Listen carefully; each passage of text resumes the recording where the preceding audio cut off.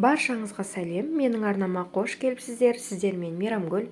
Бүгін мен сіздерге осындай өте әдемі және дәмді, жеңіл жасалатын салатты ұсынғым келеді. Міндетті түрде менімен бірге болыңыздар, видеомды соңына дейін көріңіздер.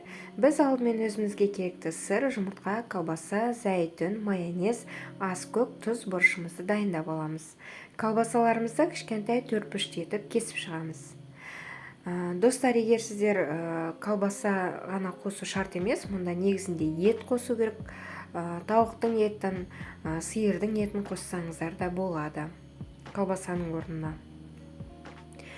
Кесіп алғасын колбасамызды бір шұңқыр ыдысқа саламыз. Сосын жұмыртқамызды үккіштен өткіземіз. Оны да үккіштен өткізіп алып, сол колбасаның үстіне саламыз.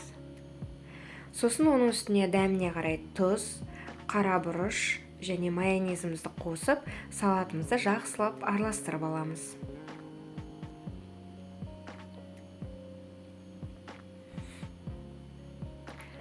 Салатымызды дайындап қойып қоямыз дағыны, жаңағы зәйтүндерімізді ұзынша жіңішке етіп бәрін кесіп шығамыз.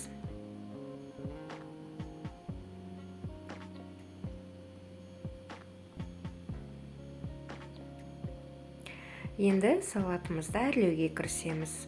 Осылайынан бірінші астыңғы жағын жасап алыңыздар, қасықтың көмегімен ай сияқты етіп, бірақтан ұшын үшкір емес, кішкене домалақтау еткізіп жасап алыңыздар бірінші астыңғы жағын. Сосын саусақтарын бөлек-бөлек төртеуін жасап шығасыздар. Осылай салып алғаннан кейін қасықпен әдемілеп өзімізге керекті форманы жасап аламыз.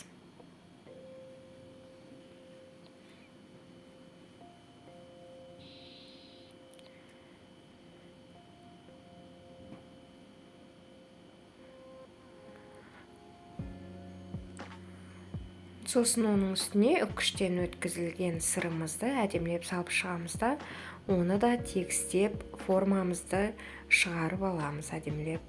Саусақтардың арасын ашып, бүкіл жерін әдемілеп жасап аламыз.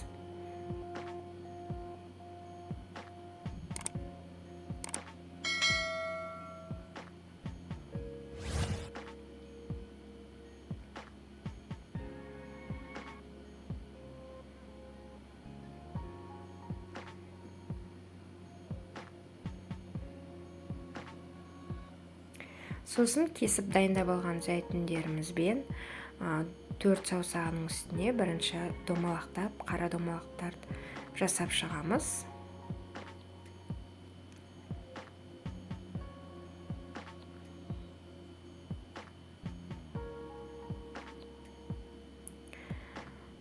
Төрт саусағын істеп болып, астыңғы жағына да осы зәйтүндермен әдемілеп жасап аламыз, әрлеп.